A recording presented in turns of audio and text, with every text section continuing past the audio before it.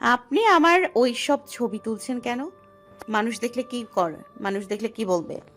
রুজাইফের ভুরু যুগল কুঞ্চিত হলো। মানুষ কিভাবে দেখবে? ওসব আমি নিজের জন্য তুলেছি। আমি একা একা দেখব।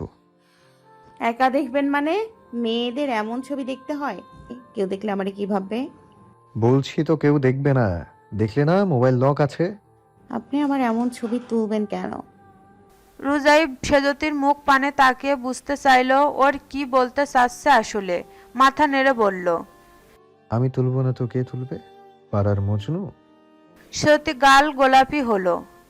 কেউই তুলবে না, না আপনি না অন্য কেউ। রুজাইফ গোয়ারের মতো মাথা নাড়ে। তোমার ছবি একমাত্র আমি তুলবো, অন্য কেউ না। বুঝেছ? এই বিষয়ে খামোখা আরগু করো না। যাও, বাসায় যাও। না হলে ওরা আবার কি না কি ভেবে বসে। সেজতি প্রশ্ন করতে চাইল, কি ভাববে? কিন্তু করল না। বেশি বোকামি করা ভালো দেখায় না। সে হাঁটা ধরল। রুজাইফ পিছু ডাকলো ওকে। শোনো, আজ তোমাকে ভীষণ সুন্দর লাগছে। সেজতি মুখ বাঁকালো। বাড়ির দিকে ফিরতে গিয়ে নাদিরা খানিকটা পিছিয়ে গেছিল। মাটির পথে খানিকটা উঁচু হিল পরে হাঁটা কষ্টকর। সে তাই ধীরে ধীরে হাঁটছিল। উপল খেয়াল করলো ব্যাপারটা। সে নিজের খানিকটা ধীর হয়ে নাদিরার সাথে সাথে হাঁটতে লাগলো। দুই একবার নাদিরাকে হোঁচট খেতে দেখে বলল, পিচ্ছি, তুমি বরং হিল জুতো জোড়া খুলে ফেলো, না হলে পা মুচকে যেতে পারে। নাদিরা মন খারাপ করে বলল। খালি পায়ে হাঁটবো? মাটি লেগে যাবে না? উপল ও উপল ওর সরলতার আরেকবার মুগ্ধ হলো।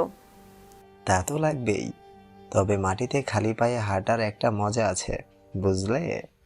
না হাঁটলে টের পাবে না। নাদিরা কৌতূহলী চোখে জানতে চাইল। কি মজা? আগে জুতো খুলে হাতে নাও, হালকা ঘাসের পথে হাঁটো, তারপর টের পাবে। নাদিরাকে দ্বিধান্বিত দেখায়। উপল সাথে সাথে নিজের পায়ের স্যান্ডেল জোড়া খুলে হাতে নিয়ে খালি পায়ে হাঁটতে লাগলো। ওর দেখাদেখি নাদিরাও স্যান্ডেল খুলে ফেললো। নরম ঘাসে হালকা ভেজা ভেজা মাটিতে পা রাখতে পায়ের তলায় শিরশির শীতল অনুভূতি হলো। কয়েক কদম চলতেই দারুণ লাগলো নাদিরার। সে একবার বেশ সাবলীলভাবে হেলে দুলে হাঁটতে থাকে। উপল তা দেখে হাসলো। কি বলছিলাম না মজা পাবে? নাদিরাও মিষ্টি করে হাসলো। সে বুঝতে পারছে তার যাতে একা হাঁটতে অস্বস্তি না হয়, তাই উপল নিজের খালি পায়ে হাঁটছে কেবল তার সঙ্গ দিতে। নাদিরা খুশি হয়ে গেল। উপলের পাশাপাশি হাঁটতে হাঁটতে মৃদু স্বরে বলল, আপনি কি জানেন, আপনি খুব ভালো মনের একজন মানুষ। ঠিক আমার বাবার মতো স্বচ্ছ হৃদয় আপনার। রুজাইবদের পুরো বাড়িতে ঈদের আমেজ। সকালের পরিবার আসার পর বাড়িটায় যেন চাঁদের হাট বসেছে। হাসাহাসি ছোটাছুটি চলছেই। নুমা, হাশেম, ফজিলাতুন্নেসা মুগ্ধ হয়ে বাচ্চাদের কাণ্ড দেখছে আর হাসছে। নাস্তা খেয়ে ফজিলাতুন্নেসার কামরায় সকলে মিলে আসর বসিয়েছে। নানা রকম গল্প হাসাহাসি হচ্ছে সেখানে। হুট করে সকাল প্রশ্ন করল, ছোট দাদি, একটা প্রশ্ন করি, রাগ হবেন না তো? ফজিলাতুন্নেসা ভ্রু কুঁচকে বলল, হব। তুই যদি আপনি কওয়া বাদ না দেস তাহলে রাগ হব। আচ্ছা যাও, তুমি কইরা কব। দাদাজানের সাথে তোমার বিয়ের ঘটনা কও তো। আমরা কেউ কিছু জানি না। দাদাজানের সাথে তোমার পরিচয় কেমনে হইল? শুনছি তুমি এই এলাকার না, কথা কি সত্য? প্রশ্নটা শুনে ফজিলাতুন্নেসা নস্টালজিত হলো। সেই পুরনো দিনে ফিরে গেল যেন। 17 বছর বয়সে লাল টুকটুকে বউ সাজে নিজেকে দেখল। লাজুক হেসে বলল, সত্য, আমার বাপের বাড়ি বহু দূরে, সেই টাঙ্গাইল জেলায়। এখন তো সেতু টেতু হইছে, চাইলেই যাওয়া যায়। তখনকার সময় কিছুই ছিল না, যাইতে আসতে 6-7 দিন লাগতো। তোর দাদাজান ব্যবসা করত, কারো কাছে টাঙ্গাইলের কাপড়ের কথা শুনে উৎসাহী হয়ে ব্যবসার উদ্দেশ্যে টাঙ্গাইল গেছিল। সে ওই এলাকায় নতুন মানুষ, কিছু চেনে না। কেউ একজন তাকে সর্বশান্ত করে তার সমস্ত টাকা পয়সা নিয়ে যায়। সব হারায়ে সে একটা হোটেলের সামনে বসেছিল। 2 দিনের না খাওয়া মানুষ, ভদ্র চেহারার মানুষটাকে অমনভাবে বসে থাকতে দেখে আমার আব্বার মনে খটকা লাগে। তার সাথে কথা বলে সমস্ত ঘটনা জানতে পারে, ওনাকে আমাদের বাড়িতে আশ্রয় দেয়। উনি 7 দিন ছিল আমাদের বাড়িতে। ওনার পরিচয় পেয়ে আব্বা ওনাকে টাকাও ধার দেয়। উনি কাপড় কিনে বাড়ি ফিরে যায়, আবার 1 মাস পরে ফিরে আসে, আমাদের বাড়িতে অতিথি হয়ে থাকে, আব্বার ধার শোধ করে। এইবার মেলা দিন থাকে। আমি তখন মেট্রিক দিছি। সারাদিন বাসায় বসে থাকি, মাঝে মাঝে মাকে রান্নায় সাহায্য করি।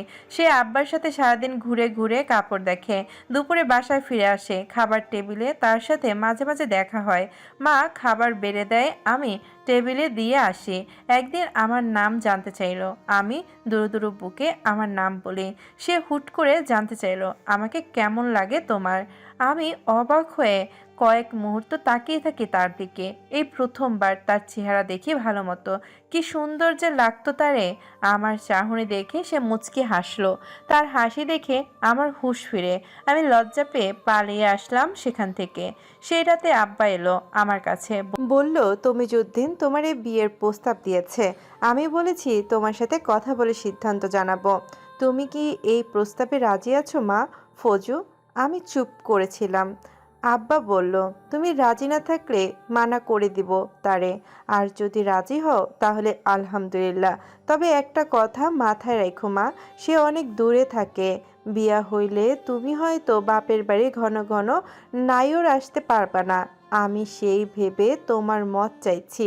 একটা জিনিস কি জানো মা, জামাই ভালো হইলে শ্বশুরবাড়ি হয় স্বর্গ, আর স্বর্গ ছাইরা কে বাপের বাড়ি আসবে? তমিজউদ্দিনকে আমার ভালো লাগছে, সে তোমাকে ভালো রাখবে, এতটুকু বিশ্বাস আছে আমার। আব্বার মুখের দিকে তাকিয়ে বুঝলাম বিয়েতে আব্বার মত আছে। আমি আর মানা করি নাই, রাজি হয়ে গেলাম বিয়েতে। বিয়ের 3 দিন পর তার হাত ধরে শ্বশুরবাড়ি রওনা দিলাম। সকাল অবাক হয়ে বলল, দাদাজান তো তখন বিবাহিত ছিল, তার মানে তুমি যাই না শুনে তার দ্বিতীয় পক্ষ হইছো? ফজলাতুন্নেসা মাথা নাড়ে। না, আমি জানতাম না, তোমাদের দাদাজান বলে নাই। পথে আসতে আসতে লঞ্চে সে আবার হাত ধরল। ফজু, একটা কথা বলবো, রাগ হবে না তো? আমি তখন নতুন শ্বশুর বাড়ি নিয়ে স্বপ্নে বিভোর। সে কি বলতে পারে বিন্দুমাত্র আন্দাজ নাই। আমি বললাম, বলেন। সে বলল, বাড়িতে আমার আরেকটা পরিবার আছে। আমি না বুঝে বললাম, মানে? তোমাদের দাদাজানের মুখে হাসি নাই। সে আমার হাতটা বুকের সাথে ধরে বলল, মানে তুমি আমার দ্বিতীয় স্ত্রী। বাড়িতে আমার আরেকটা পরিবার আছে। তোমাদের বাড়িতে তোমাকে দেখা আমার অনেক ভালো লাগছিল, তাই বিয়ে করছি। তুমি রাগ হইও না, আমি সত্যি তোমারে ভালো পাই। আমি হতবাক হয়ে পড়ি। কি বলছেন এগুলো? আমার আব্বা জানে? সে মাথা নাড়ে, না জানে না। তোমারে হারানোর ডরে কই নেই। তুমি আমারে ভুল বুঝো না। আর তুমি আমার দ্বিতীয় বউ হইলেও একমাত্র তোমারই ভালোবাসি আমি। আব্বার পছন্দে প্রথম বিয়া করছিলাম, সে তার মতো থাকবে। তুমি আমার পছন্দ, আমি তোমার কোনো সমস্যা হইতে দিব না। দেখবা রানী কইরা রাখমু। কি বলবো বুঝে পেলাম না। যে স্বপ্ন দেখলাম তার নিমিষেই চুরমার হয়ে গেল। আমার কেমন জানি পাগল পাগল লাগছিল। তখনই নদীতে ঝাঁপ দিতে মন চাইতেছিল। আমি কান্না শুরু করি। সে আমার মনের কথা বুঝা আমারে জড়াই ধরল। বউ, মাফ কইরা দাও। তোমারে বউ বানানোর লাইগা কথা লুকাইছি, সত্য কইতাছি। তোমারে অনেক ভালা পাই, অনেক ভালোবাসি। আল্লাহর দোহাই লাগে, মাফ করো আমারে। বিশ্বাস রাখো আমার উপর, আমি তোমার কোনো অসম্মান হইতে দিব না। যদি দেই তাইলে তুমি বাপের বাড়ি ফিরা যাইও। আমি কিছু কই নাই আর। তার প্রতারণা সহ্য হইতেছিল না, কিন্তু আমি নিরুপায়। বাপের বাড়ি যাওয়া সহজ না। আমি পথঘাট চিনুম না। বুকে পাথর বাইন্ধা আমি শ্বশুর বাড়ি আসলাম। তার প্রতি ঘৃণা আর অভিমান ছাড়া আর কোনো বাত নাই তখন। ধীরে ধীরে সেই রাগ পানি হইল, কারণ সে তার কথা রাখছিল। আমার যথেষ্ট সম্মানের সাথে রাখছিল এই বাড়িতে। শুধু সে না, সকলেই ভালোবাসছে আমারে। সেই জন্যই এই বাড়ির সবাইকে আমি মন থেকে ভালোবেসে ফেলছিলাম।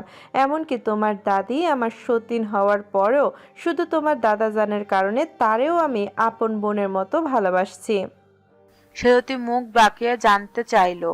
তুমি কেমনে দাদা জানরে ক্ষমা করতে পারছিলা? আমি হইলে এমন জামাইয়ের কপালে উষ্টা মারতাম। ফজিলাতুন্নেসা হেসে দিল।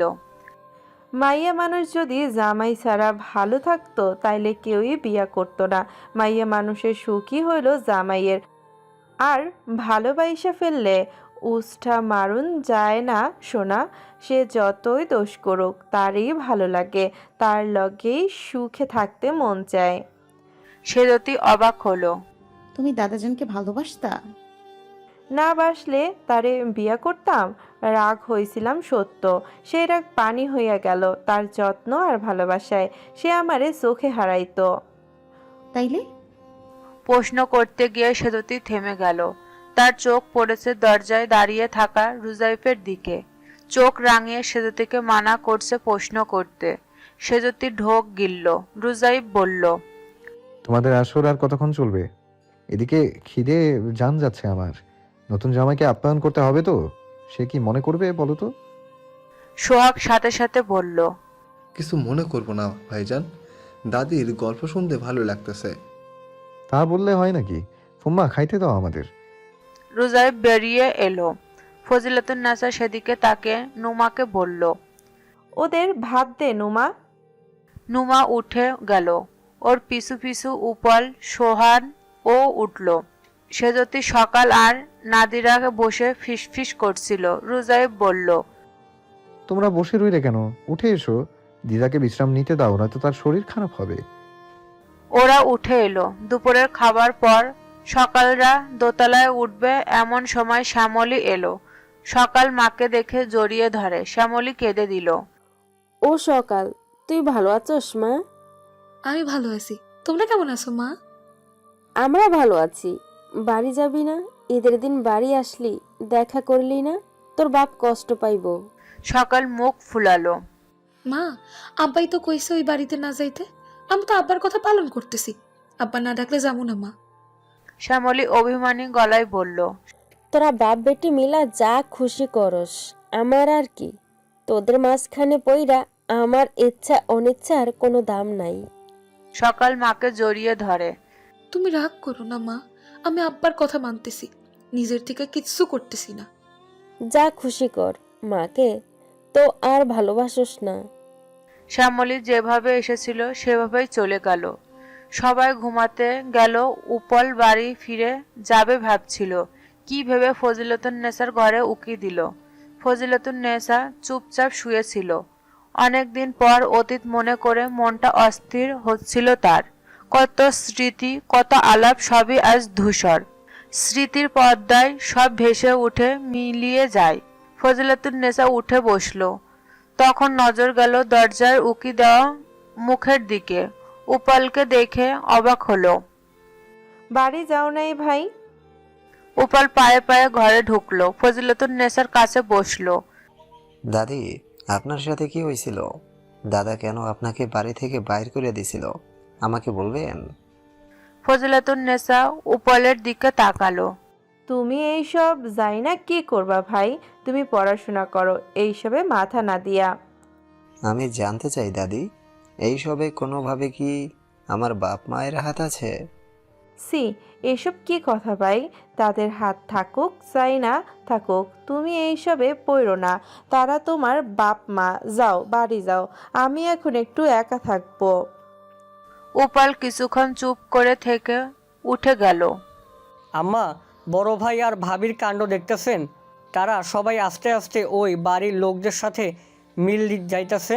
আগে খালি সেজুতি যাইতো, এরপর সকাল গেল, এখন উপরলে দেখতেছেন তো, এইবার বাড়ি আইসা ওই বাড়িতেই থাকলো। সাজেদ মায়ের কাছে বসে ফিসফিস করছিল। লাকি তাকে উস্কে দিল। আজ সকালে বড় ভাই নামাজ শেষ কইরা প্রথম হেই বাড়ি ঢুকছিল। জাহাঙ্গীর বলল, কি কও ভাবি? হাসা? আমিও দেখছিলাম।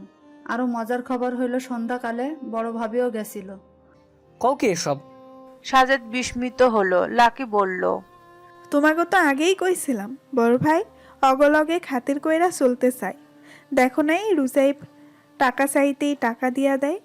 তাগো মায়া ওই বাড়িতে পইরা থাকে, আবার ওই পোলা সকালকে সাহায্য করছে। শুনলাম বুড়ি হাসপাতালে আসছিল, উপর সব দেখাশোনা করছে। এইগুলো কি এমনি এমনি? ভাইজান তলে তলে কি ফোন দিয়ে আটতেছে কে জানে। সম্পদ পাওয়ার লাইগা সবই করতে পারে। মা, আমি কই কি এইবার জমি জমা ভাগ কইরা নেন। আমি আগেই কইলাম গ্রামের বাড়ি কিন্তু ভাইজানকে দিতাম না। হ্যাঁ, এতদিন মেলা আলিশান জীবন কাটাইছে, এইবার আমগো হক বুঝা নিব। সাজেদের কথায় জাহাঙ্গীর সাহস পেল যেন।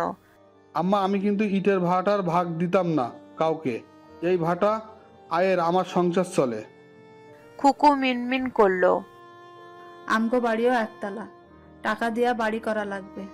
শামসুন নাহার এতক্ষণ চুপচাপ শুনলেও এখন ধমকে উঠল। চুপ কর তোরা, যেই হ্যান একটু সম্পদ তা নিয়ে কারাকারি। আগে সমস্যার মূল উৎপাদন কর, তারপর ভাগাভাগি করিস। শোন, ওরা বহুত বাড়ছে, আমরাও দেখছি। এইবার কিছু করার টাইম হয়েছে। ঈদ শেষ হোক, সবার কাম কাজ শুরু হোক, তারপর কি করবি সেটাই কয়া দিব। ওই পোলার হ্যাডম কত তা দেহুম এইবার। সাজে তার জাহাঙ্গীর মায়ের মুখের দিকে তাকিয়ে বলল, আপনি কি করতে চাইছেন আম্মা? যা করলে ওরা আবার পালাইব তা করতে চাইছি। তোরা খালি কান খইলা, চোখ কান খইলাই রাখ, আর ভুলে ওগো সাথে লাগতে যাবি না। মিডা মিডা কথা কইবি অগলগে, তারপর আসল খেলা দেখুম। জাহাঙ্গীর আর সাজেতের চোখ চকচক করে উঠল। শামসুন নাহার বলল, এই সম্পদ বহুত কষ্টে ভাগ হওয়ার থেকে আটকাইছি। এখন এত সহজে সব ওগো নিয়া যাইতে দিমু কেমনে? ওরা বড় ভুল করছে এই বাড়িতে ফিরাইছে। এইবার আরো ভয়ানক অবস্থা করুম ওগো, যাতে জীবনে আর এই বাড়ির তীর সীমানায় আসার কথা স্বপ্নেও না ভাবে। একদিন থাকার কথা ছিল সেখানে, আজ 3 দিন হলো। নীলাকে যাওয়ার কথা বলতেই দিচ্ছেন না নাদের। অবশ্য নীলা নিজেও বাড়ি ফিরতে চায় কিনা সন্দেহ। ঈদের দিন ভোরে গোসল করে নাদেরের ইচ্ছে অনুযায়ী শাড়ি পরেছিল নীলা। শাশুড়ির সাথে হাতে হাতে কাজও করেছিল। নামাজ থেকে ফিরে নাদের ওকে নিয়ে ঘরে ঢুকেছিল। নীলাকে সামনে দাঁড় করিয়ে রেখে মন ভরে দেখতে দেখতে বলছিল, তোমার কি যে সুন্দর লাগতেছে নীলা। নীলা লজ্জা পেয়ে মাথা নিচু করে থাকে। আজকাল নাদেরের প্রশংসা ভালো লাগে তার। নাদের ওর হাত ধরে কাছে টানে। একটু বুকে আসো বউ, কলিজা ঠান্ডা করো আমার। নীলা জবাব দিল না, বরং চুপচাপ নাদেরের বুকে পড়ে রইল। দুজনেই চুপচাপ দাঁড়িয়ে আছে। খানিক বাদে নাদের শুধায়, ঈদ সালামি চাইলে না যে? নীলা মৃদু স্বরে জবাব দিল, আপনি দিলেন না তো। সালাম না করলে কেমনে দেই?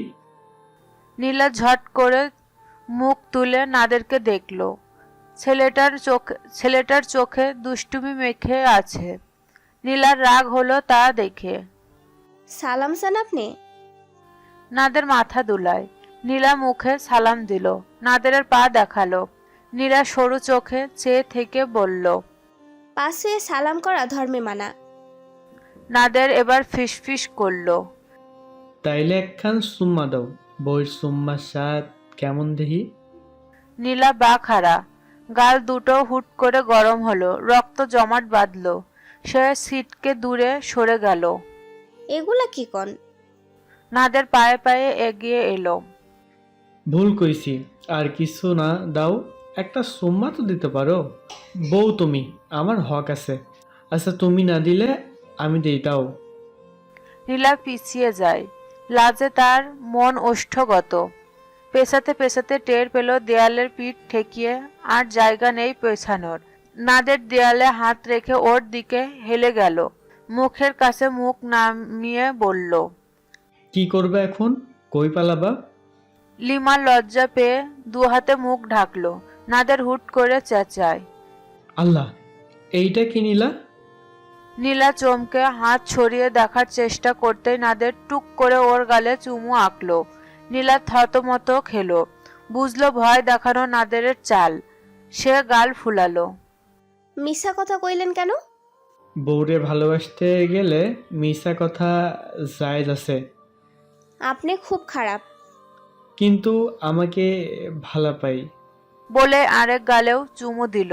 তারপর মানিব্যাগ খুলে কচকচে 1000-এর দুটো নোট এগিয়ে দিল। নাও সালামি। নীলা অভিমানে মাথা নাড়ে। নাদের হাসলো। আরো লাগবে? কম হইছে? নীলা চুপ করে রইল। নাদের ঠোঁট টিপে হাসলো। ভাবছিলাম বিকালে তোমারে নিয়ে ঘুরতে যাবো, কিন্তু তুমি রাগ করলে কেমনে যাই? থাক, ঘোরাঘুরি বাদ, তোমারে বাসায় দিয়ে আস মনে। নীলা ফট করে বলে বসলো। না, বাসায় যামু না, ঘুরতে যামু। কই নিবেন? নাদের মুস্কি হাসলো। কই যাইতে চাও? নীলা এক্সাইটেড হয়ে বলেই ফেললো। শহরে নতুন একটা পার্ক হইছে, অনেক সুন্দর। ফেসবুকে দেখছি, নিবেন ওইখানে? নিমু, কিন্তু শহরে তো বিকালে যাওয়া যাবে না, গেলে সকালে যাইতে হইবে। কালকা যামুনে তাহলে, তুমি তো আবার বাড়িতে যাইবা বিকালে। বাড়িতে যামু না, কাল শহর থেকে ঘুরে আইসা বাড়ি যামু। নাদের মনে মনে খুব খুশি হলো, কিন্তু মুখে বুঝতে দিল না। সে মাথা দোলায়। আচ্ছা, তোমার যখন ইচ্ছা। পরের দিন শহরে বেড়াতে গেল। বিশাল বড় রিসোর্টের সাথে সাজানো গোছানো জায়গা দেখে নীলার চোখ কপালে। অনেক কাপল বেড়াতে এসেছে, তারা নানাভাবে ছবি তুলছে। নীলা অবাক হয়ে তাদের দেখছে আর নিজের সাথে তুলনা দেয়। মাঝে মাঝে গভীর চিন্তায় মগ্ন থাকতে দেখা গেল তাকে। কোত্থেকে যেন শুনলো যেখানে রাতে থাকা যায়। নীলা আবদার জুড়ে দিল সে রাতে থাকবে এখানে। নাদের খুশি মনে মেনে নিল। রাতে খেয়ে এসে নিজেদের রুমের বারান্দায় বসেছিল ওরা। সামনে খোলা প্রান্তের ওপাশে ঘন জঙ্গল, ঠান্ডা বাতাস গা ছুঁয়ে দিচ্ছিল। নীলার খুব ভালো লাগছে। সে চোখ বুজে মৃদু স্বরে গুনগুন করছে, আর নাদের ওকে দেখছে মুগ্ধ হয়ে। এক সময় সে নীলার খুব কাছে বসলো, ওর হাত ধরল নিবিড় করে। নীলা চমকে চোখ মেলে। চোকাচোকি হয় দুজনার। নাদের চোখ অন্যরকম লাগে। ঘোর লাগা দৃষ্টি দেখে নীলার নিজেকে এলোমেলো লাগে। নাদের বেশ স্বাভাবিকভাবেই বলল, চলো রুমে যাই। নীলার বুক ধুকপুক করছে, তবুও নাদেরের হাত ধরে উঠে এলো। বিছানায় শুয়ে রইল গুটিসুটি মেরে। খানিক সময়ের মধ্যে টের পেল সে নাদেরের বুকের নিচে। নাদের ফিসফিস করল, তোমারে সোহাগ করতে মন চায়, করুম? নীলা জবাব দিতে পারে না। ভীষণ হাঁসফাঁস লাগে তার। নাদেরকে ফেরাতে মন চাইছে না। মানুষটা খারাপ না, তার খেয়াল রাখে, ভালো মন্দ ইচ্ছা অনিচ্ছায় মূল্য দেয়। কিন্তু সকাল আপারে নেওয়ার জন্য পাগল হয়েছিল লোকটা, সেইটাও তো ভুলতে পারে না। তাইলে সকাল আপারে ভালোবাসতো। সে হুট করে প্রশ্ন করল, আপনি সকাল আপারে বিয়া করছিলেন কেন?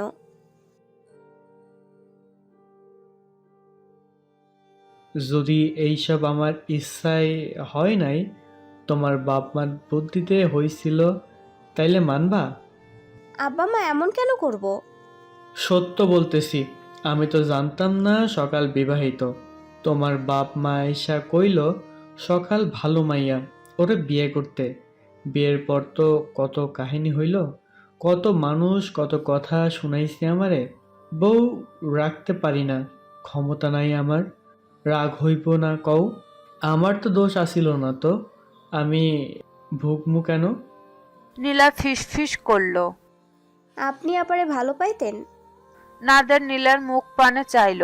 মেয়েটা কি বলতে চাইছে তা পরিষ্কার বুঝতে পারছে। সে মাথা নাড়ল। ও তো তোমারে স্বামী মানত না, ওরে কেমনে ভালা পাবো? নীলা দ্বিধা জড়ানো গলায় বলল, সত্য বলতেছেন? 100 ভাগ সত্য। ভালো কেবল তোমারই পাই। আমার সত্যিকারের বউ তো তুমি। আমি মন থেকে তোমারে ভালা পাই। নীলা কিছু না বলে কেবল নাদেরকে আঁকড়ে ধরল দু হাতে। বুকে মাথা রেখে আদুরে গলায় বলল, আমারে বাদ দিয়া কোনোদিন যেন আর কারো দিকে না তাকান, নাইলে আমার চাইতে খারাপ কেউ হইব না। আকস্মিত পাওয়ার নাদের দিশেহারা হলো। নীলা সত্যিই তাকে মেনে নিচ্ছে। অবিশ্বাস্য আনন্দের মনটা দিক হারালো। সে নীলার নরম অধর জোড়া আঁকড়ে ধরল শক্ত করে। রাতটা তাদের স্বপ্নের মতো কাটলো। নাদের বড্ড যত্ন করে আদর করলো নীলাকে, যেন ভীষণ দামি জিনিসটাকে আগলে রাখছে। ভালো লাগায় আচ্ছন্ন হয়ে রইল নীলা। ব্যথা বেদনা টেরই পেল না। পরের দিন দুপুর নাগাদ ফিরে এলো নাদেরের সাথে। নাদের ওকে বাসায় দিয়ে আসতে চাইছিল, কিন্তু নীলা গেল না। সে জানালো স্কুলের বন্ধ পর্যন্ত সে নাদেরের সাথে থাকতে চায়। চরম খুশি নাদের। তার ধৈর্যের ফল যে এত দ্রুত পাবে এটা ভাবেনি। নীলার প্রতি আরো খেয়ালি হলো সে। নিজেকে মনে মনে বলল, নীলার বিশ্বাসের মর্যাদা রাখবে আজীবন, কখনো কষ্ট দেবে না ওকে। রুজাইফের অফিস খুলেছে, উপল হাসপাতালে ফিরে গেছে। নাদিরা, নাহিয়ান আর সেজতির স্কুল খুলবে 2-1 দিনে। নুমা রুজাইফকে বলেছে হাশেমের জন্য কাজের ব্যবস্থা করে দিতে। সারাদিন বাসায় বসে সময় কাটে না হাশেমের, সে বিরক্ত হচ্ছে। রুজাইফ বলল, ফুপাকে দিয়ে ঘরের বাজার সদাই করাও না কেন? এটা ওটা কত কাজ আমাকে বলো, সেসব ফুপাকে বললেই তো হয়। সে এসব পারবে কি না, কি করবে? রুজাইফ বিরক্ত হলো। খুব পারবে ফুপু, তুমি শুধু শুধু বেশি চিন্তা করো। এখন থেকে ফুপাকে টুকটাক কাজ দেবে, দেখবে তাতে তার মন ভালো হবে। এ কথার পর নুমা হাশেমকে দিয়ে বাজার করায়, ঘরে এটা সেটা সমস্যাগুলো সমাধানের জন্য বলে। হাশেম ছোটাছুটি করে, সব করে। তাকে ব্যস্ত থাকতে দেখে নুমা স্বস্তি পায়। নুমা রান্নাঘরে কাজ করছিল, তখন সেজতি এলো। ওর চা খেতে খুব মন চাইছে, কিন্তু নুমাকে ব্যস্ত হয়ে কাজ করতে দেখে আর কিছু বলল না। ও দাঁড়িয়ে থেকে নুমার কাজ দেখতে লাগলো। নুমা সেজতিকে দেখে হাসলো। কিছু লাগবে? তুমি আজকে এত কিছু করার জন্য বানাইছ? কারো জন্মদিন নাকি? মোজাইফের জন্মদিন, তবে ও জন্মদিন পালন করে না। ও হয়তো ভুলে গেছে ওর আজকে জন্মদিন। সেজতি অবাক হলো। কও কি ফুপু? ওই রসকসীন মানুষের জন্মদিন, তার আবার জন্মদিন পালনে কি সমস্যা? নুমা সেজতির দিকে তাকালো। সমস্যা অনেক গুরুতর। কেউ তার জন্মদিন পালন করতে চাইলেও সে রাগ হয়। তাও আমার মন মানে না।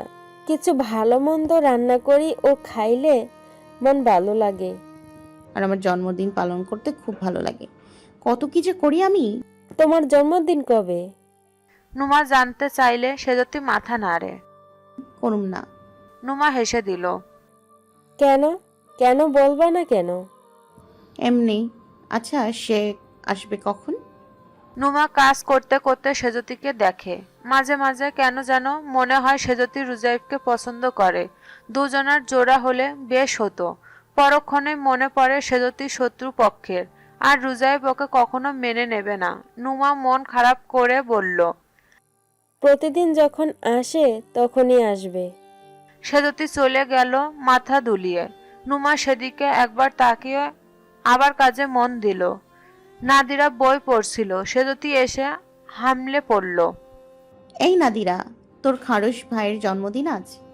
নাদিরা শুকনো গলায় বলল, ভুলে যাও আপু, ভাইয়া একদম পছন্দ করে না জন্মদিন পালন। সেজতি বসে পা নাড়ায়। আরে তুই তো জানিস আমার তারামি করতে ভালো লাগে। তোর ভাইয়ের জন্মদিন পালন করেই ছাড়বো এবার। নাদিরা সেজতির হাত ধরল। আপু প্লিজ এমন করো না, ভাইয়া সত্যিই পছন্দ করে না। সেজতি সে কথা শুনেও শুনল না। তুই আমাকে হেল্প করবি কিনা বল। নাদিরা হাল ছেড়ে দিল। সেজতির জন্য ভয় লাগছে তার। আজ মেয়েটার কপালে কি আছে কে জানে। সন্ধ্যায় রুজাইফ এলো।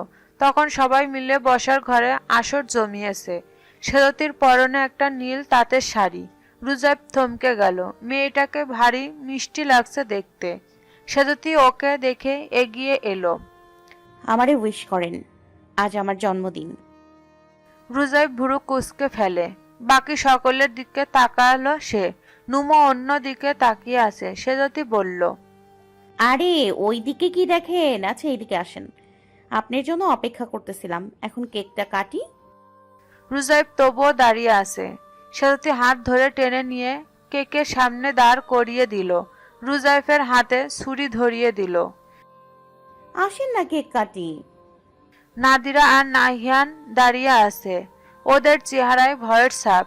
রুজাইব শক্ত হয়ে দাঁড়িয়ে আছে। সেজতি বলল, তোমরা গান গাইতেছো না কেন? গাও গাও, হ্যাপি বার্থডে টু ইউ। রুজাইব চেঁচিয়ে উঠল। স্টপ সেজুতি। ধমকে কেঁপে উঠল সেজতি। পরক্ষণে নিজেকে সামলে নিল। কি হয়েছে, চেঁচান কেন? সে সন্দিহান নজরে তাকিয়ে রইল। সত্যি তোমার জন্মদিন? তা নয়তো কি। আচ্ছা যান, আপনার কেক কাটা লাগবে না, আমি কাটি। বলেই কেক কেটে এক টুকরো তুলে রুজাইফের মুখের সামনে ধরল। নেন খান। রুজাইফ সেজতির হাত থেকে কেক ফেলে দিল। সেজতি চেঁচিয়ে উঠল। আরে আরে কি করলেন? এত কষ্ট করে কেকটা বানাইলাম, আপনি না খেয়ে ফেলে দিলেন? রুজাইফের কি হলো জানে না, সে ঠাস করে চড় মেরে দিল সেজতিকে। মেহমানের মতো থাকো। ঘরের মানুষের উপর মাতব্বরি করার অনুমতি কে দিয়েছে? সেজতি গালে হাত দিয়ে হা করে তাকিয়ে আছে। অপমানে তার চেহারা ফ্যাকাশে, চোখে পানি টলমল করছে। সেজতি ছুটে চলে গেল দোতলায়। ওর পিছু পিছু নাদিরাও। নুমা মন খারাপ করে বলল, মেয়েটাকে শুধু শুধু মারলি রুজাইফ? ছোট মানুষ, একটু আনন্দ করতে চেয়েছে, তাকে কি দোষ করলো? রুজাইব জবাব দিল না, চুপচাপ নিজের কামরায় চলে গেল।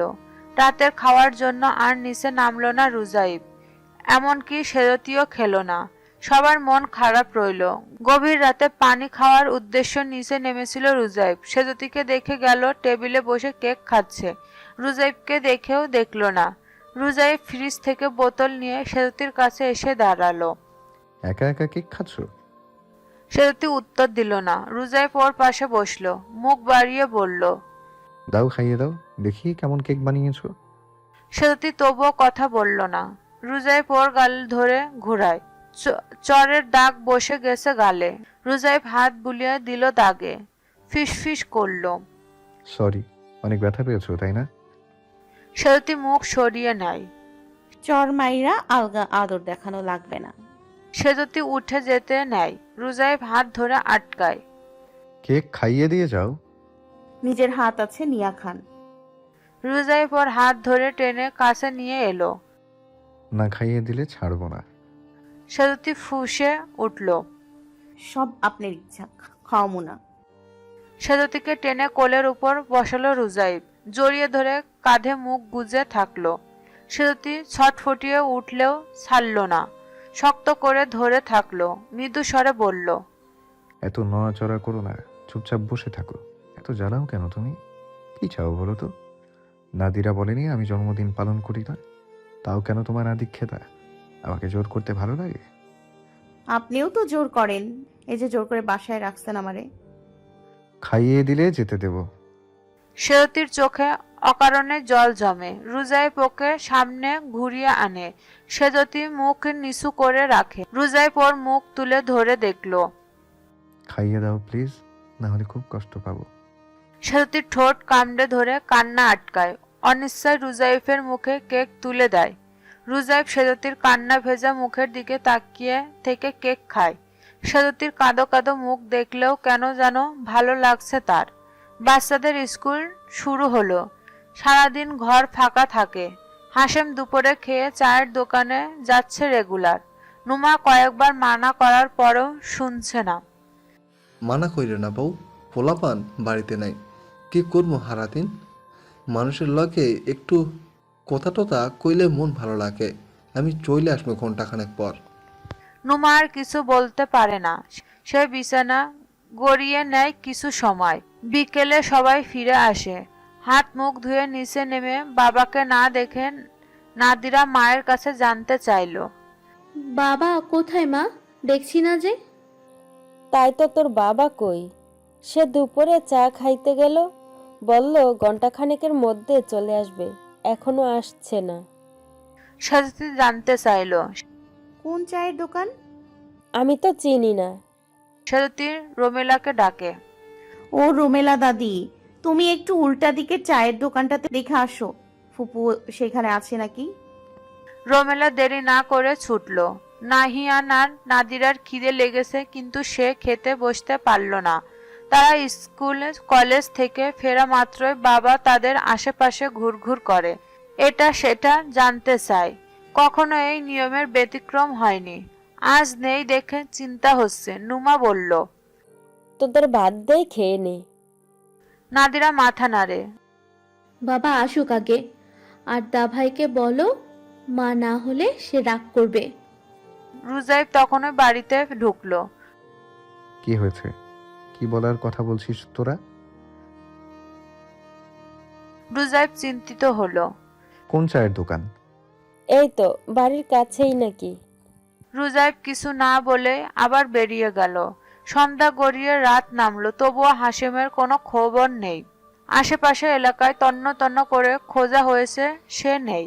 চায়ের দোকানের ভাষ্য, দুপুরে হাসিম এসেছিল দোকানে, চা খেয়ে বেরিয়ে গেছে, সে আর দেখেনি। রুজাইবের মাথা নষ্ট হয়ে গেল।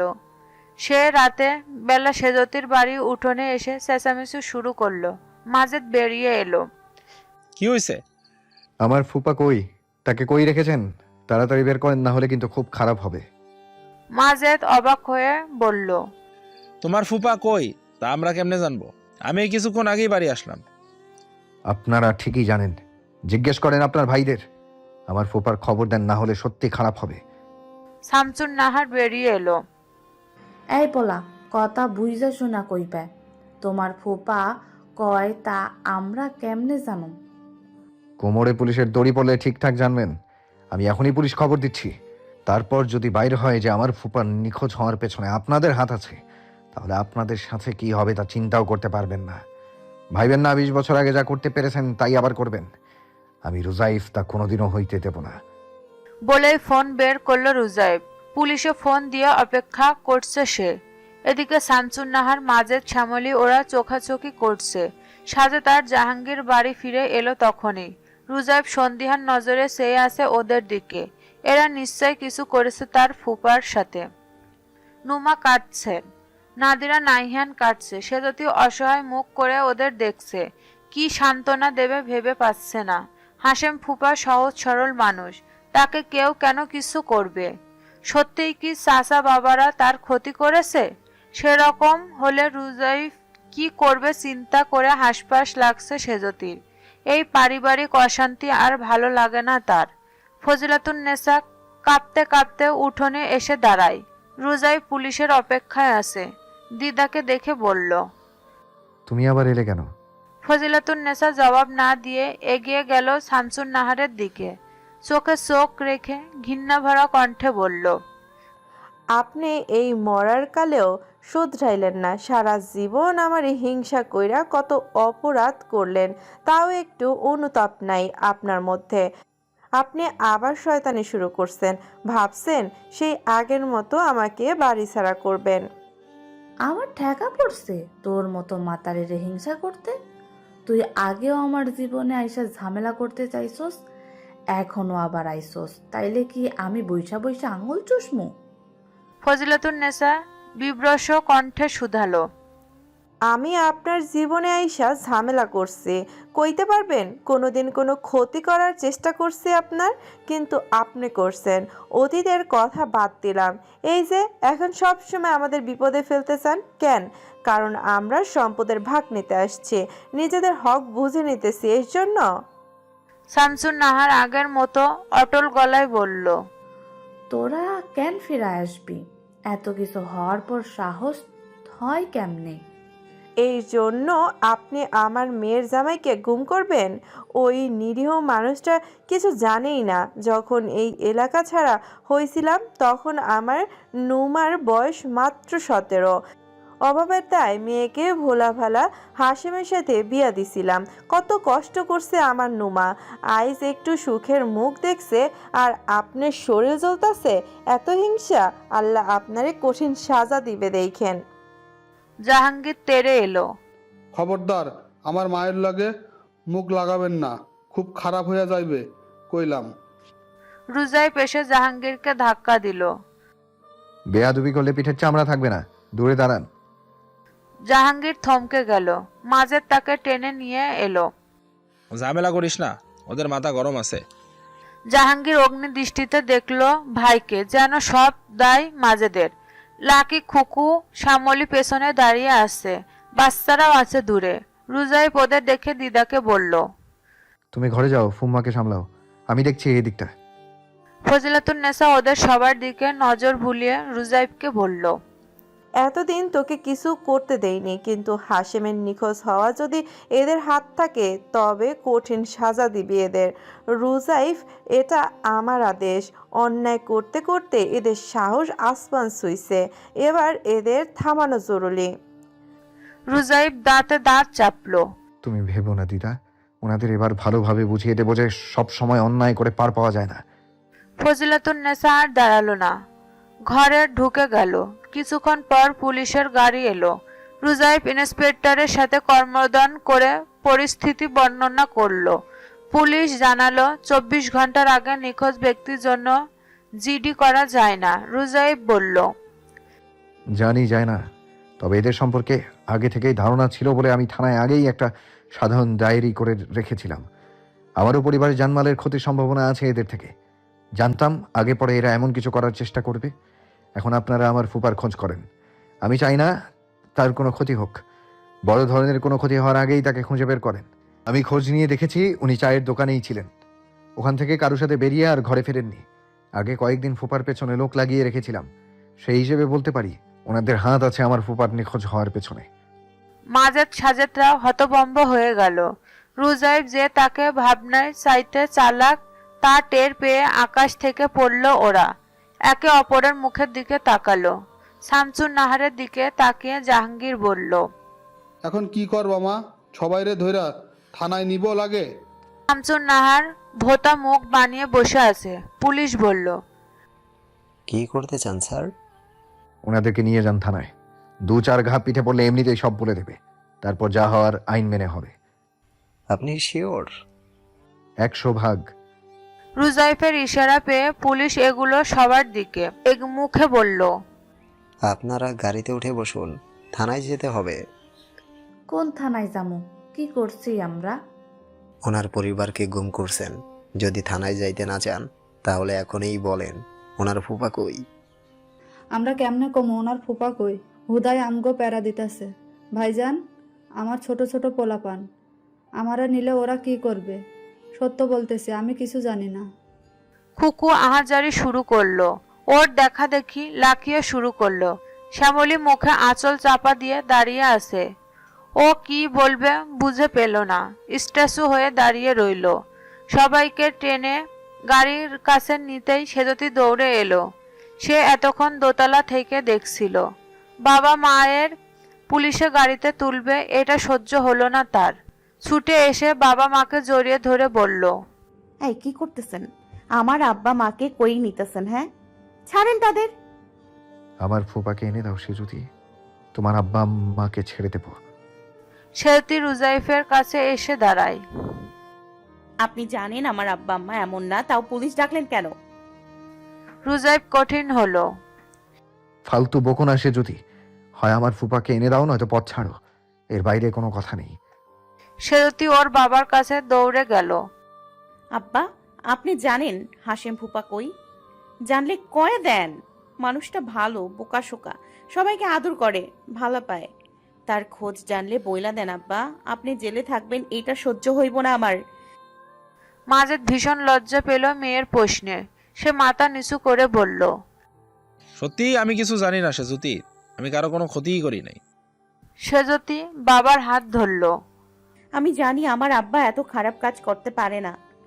মাজেদের চোখে জল জমলো।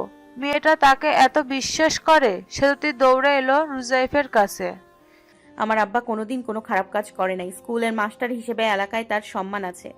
আপনি তার সম্মানহানি কইরেন না। ফুপাকে খুঁজদা বাইর কইরুম, একটু টাইম দেন।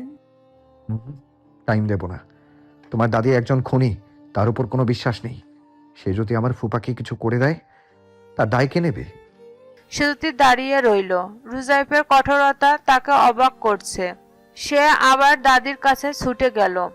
দাদি, তুমি কিছু জানলে কইয়া দাও, হুদাই জেলে যাইবা কেন? আমি কিছুই জানি না। দাদি, এমন কইরো না। হাসেম ফুপা ভালো মানুষ, তার ক্ষতি আল্লাহ সইবে না। তুমি জানলে কও সে কই আছে। শামসুন নাহার চুপ করে রইল। সেতুতি ছুটে গেল সাজে তার জাহাঙ্গীরের কাছে, একইভাবে অনুনয় করল। ওরাও নীরব রইল। সেতুতি হাল ছেড়ে দিল, সবাইকে ঠেলে গাড়িতে তুলছে। এমন সময় খবর এলো হাশেমকে পাওয়া গেছে। রাস্তায় ওপারের বড় পুকুরের পাড়ে পড়ে আছে সে। পুলিশের গাড়ি নিয়েই ছুটল রুজাইব। আধমরা হাশেমকে নিয়ে হাসপাতালে এসেছে রুজাইব। জ্ঞানহীন হাশেমের গলার গভীর দাগ, সম্ভবত তাকে গলার ফাঁস দিয়ে মারতে চেয়েছিল কেউ। রুজাইব দাঁতে দাঁত চেপে রাগ সামলালো। এখন জলের মতো পরিষ্কার সবকিছু। হাশেমকে মেরে ফেলতে চাইছিল ওরা। আবারও এত দুঃসাহস! পুলিশ জানালো হাশেমের জ্ঞান ফিরলে তার কাছ থেকে বয়ান নিয়ে আসামিকে গ্রেপ্তার করবে তারা। ততক্ষণ পর্যন্ত অপেক্ষা করতে হবে। পরের দিন হাশেম কথা বলার পর্যায়ে এলে পুলিশ তার জবানবন্দি নিতে এলো। সে জানালো জাহাঙ্গীর তাকে নিয়ে গেছিল গ্রামের জমি দেখাতে। শুরুতে যেতে না চাইলেও পরে জাহাঙ্গীর একা বলে অনুনয় করতে যেতে রাজি হলো। সেখানে থেকে ফিরতে রাত হয়ে গেল। পুকুরের কাছাকাছি পৌঁছাতে কে যেন তার মাথায় বাড়ি দেয়। সে জ্ঞান হারিয়ে ফেলে। তারপর তার সাথে কি হয়েছে সে বলতে পারে না। রুজাইব বলল, দেখলেন তো অফিসার, ও বাড়ির লোকেরা কেমন। ওদের বিরুদ্ধে এবার হত্যা মামলা করব আমি। ইন্সপেক্টর ইতস্তত বোধ করে। স্যার, আপনাদের পরিবারের মধ্যকার ব্যাপার নিজেরা মিটিয়ে নিলে হতো না? ওরা আমার পরিবার নয়, ওদের সাথে মিটমাটার প্রশ্নই আসে না। আপনি দ্রুত ওদের গ্রেফতার করুন।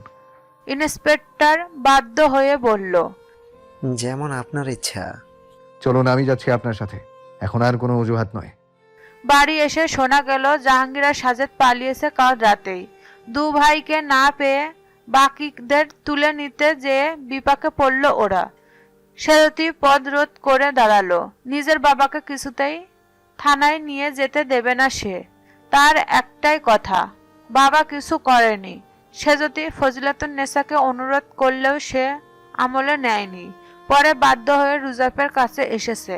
রুজাইব রুমের দরজা আটকে বসেছিল। সেজতি বলল, দরজা না খুললে আমি এখনই নিজের হাত কয়টা ফলম। কাটো। বন্ধ দরজার ওপাশ থেকে উত্তর দেয় রুজাইব। সেজতি আর্তনাদ শোনা গেল। রুজাইব বসে থাকতে পারল না। দ্রুত দরজা খুলে দেখলো সেজতি চুপ করে বসে আছে। হাত কাটা নিছক বাহানা। আওয়াজটা ইচ্ছাকৃত ছিল। নিজেকে বোকা আবিষ্কার করে রুজাইফের মেজাজ তেতে হলো। সে ঘরে ঢুকে দরজা লাগাবে তার আগে সেজতি দরজায় ঠেলে ঢুকলো। এমন কাপুরুষের মতো লুকিয়ে আছেন কেন? রুজাইব এগিয়ে এসে সেজতির চোয়াল চেপে ধরল শক্ত করে। একদম বাজে বকবে না। আমি মোটেও কাপুরুষ না। কাপুরুষ তোমার বাপ চাচারা, না হলে ভেগে গেল কেন? সেজতি সেসব আমলে নিল না। গোয়ারের মতো মাথা নাড়ে। এত কিছু বুঝি না। আমার আব্বারে থানায় নিতে দিমু না, আপনি গিয়া থামান। পারবো না। অন্যায় করেছে, সাজা পেতে হবে। সেজতি রেগে গেল। আপনি জানেন আব্বা এমন কিছু করে নাই। মিথ্যা অভিযোগে তাকে ফাঁসাবেন? লজ্জা করে না? না, করে না। রুজাইব কোনোভাবেই নরম হচ্ছে না দেখে সেজতি ওর পায়ে পড়ে গেল। আল্লাহর দোহাই লাগে, এমন কইরেন না। আব্বার মান সম্মানের প্রশ্ন। অপরাধ করছে চাচারা, আব্বা কেন ফাঁসবো? আপনি ওদের বলেন আব্বার দোষ নাই কোনো। রুজাইব পা সরিয়ে নিতে চাইল। পা ছাড়ো সেজুতি, কি করছো? সেজতি মাথা নেড়ে আরো শক্ত করে পা চেপে ধরে। ছাড়ুম না। আপনি আগে আব্বাকে ছাইরা দিতে কন। আপনি যা কইবেন আমি করুম শুরুম, কিন্তু আমার আব্বারে কিছু কইরেন না। রুজাইবকে বিচলিত দেখায়। এই মেয়েটা দিন দিন ওর দুর্বলতায় পরিণত হচ্ছে। প্রমাণ থাকা সত্ত্বেও ওদের ছেড়ে দেওয়ার মানে অপরাধীকে প্রশ্রয় দেওয়া। এই মেয়েটার জন্য এখন তা করতে হবে মনে হয়। রুজাইব বলল, যা করতে বলবো তাই করবে? সেজতি মাথা দুলায়। রুজাইব বলল, মুখে বলো, পরে যদি অস্বীকার করো? অস্বীকার করুম না। আপনি যা কইবেন তাই করুম। ঠিক তো?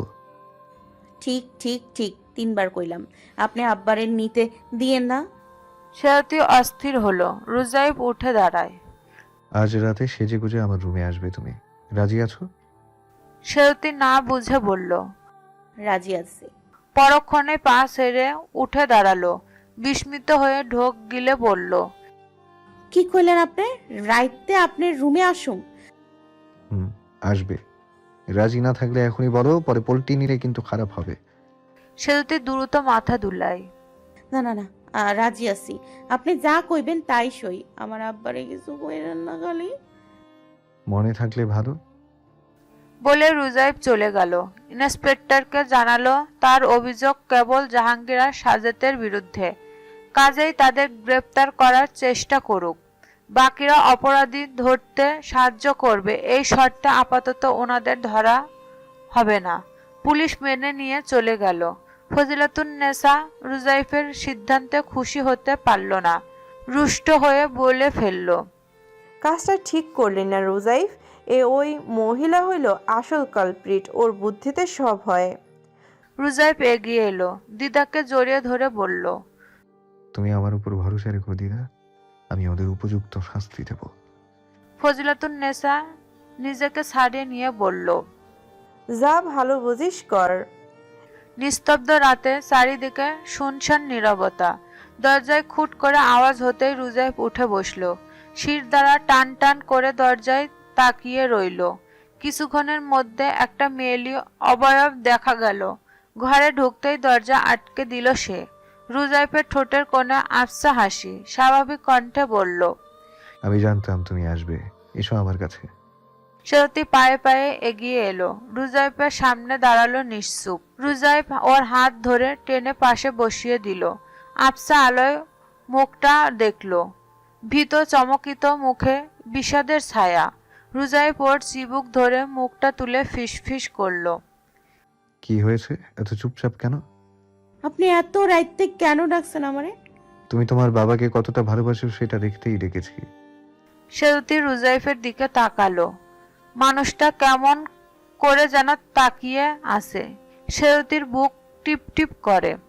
সে কম্পিত কণ্ঠে বলল। এত রাইতে একটা জোয়ান মেয়েকে এইভাবে রুমে ডাকার মানে জানেন? কেউ টের পাইলে আমার কত বদনাম হইব। আপনি কি কিছুই ভাবেন না? কিন্তু তোমার দাদি তো এটাই চায়, তোমাকে আর আমাকে একসাথে রেখে বদনাম করতে। সেউতি অবাক হয়ে তাকালো। ওর কান দুটো ঝাঝা করে উঠল এমন কথা শুনে।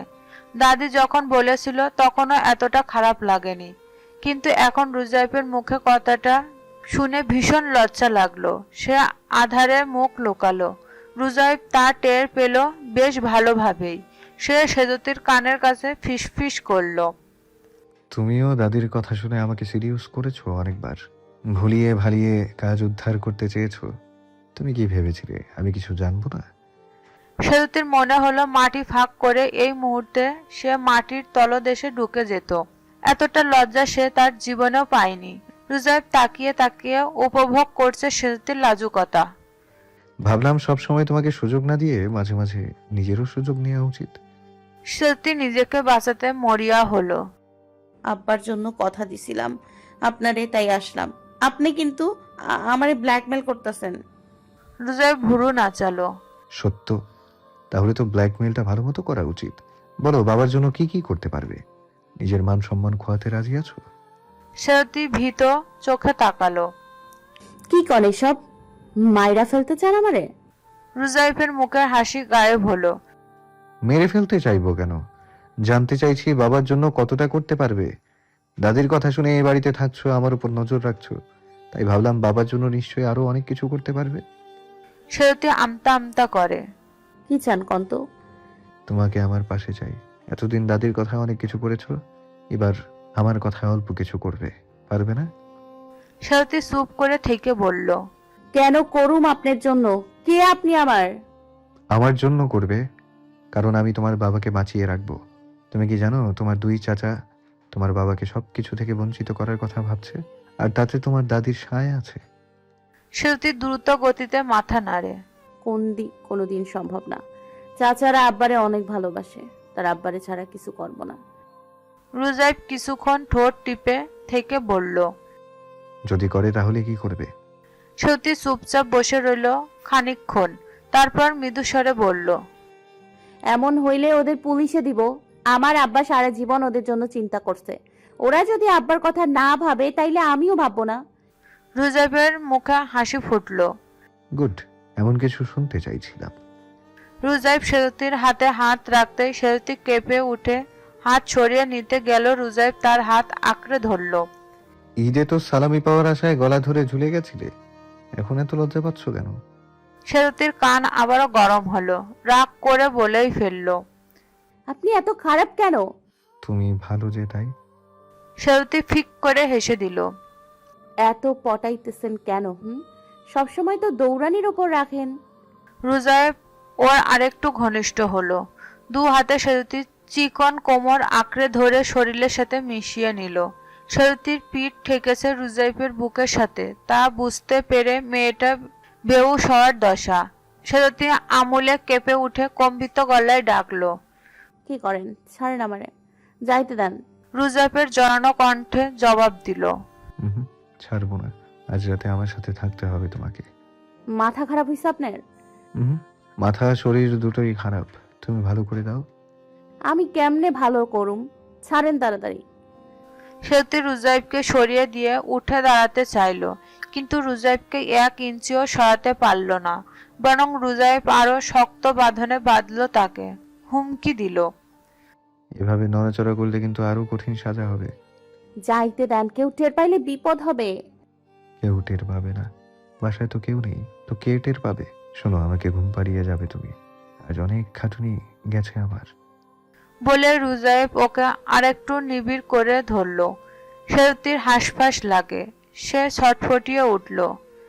সবসময় জড়ায় ধরে না, আমার কষ্ট লাগে, বোঝেন না? রুজাইফ আল গোসে সেতুতির কাঁধে নাক ঘষল। আমার কষ্ট বোঝো তুমি? বুঝলে এত জ্বালাতে? সেতুতি আমুলে কেঁপে উঠল রুজাইফের স্পর্শে, কোমরের উপর রাখা ওর হাতটা জোরে চেপে ধরল। আমি জ্বালাই আপনারে? রুজাইফ হুট করে সেতুতিকে ঘুরিয়ে নিল, সামনাসামনি বসে ওর চোখে চোখ রেখে বলল, অনেক জ্বালাও, জ্বালানি পুড়িয়ে ছাড়খাড় করে দাও।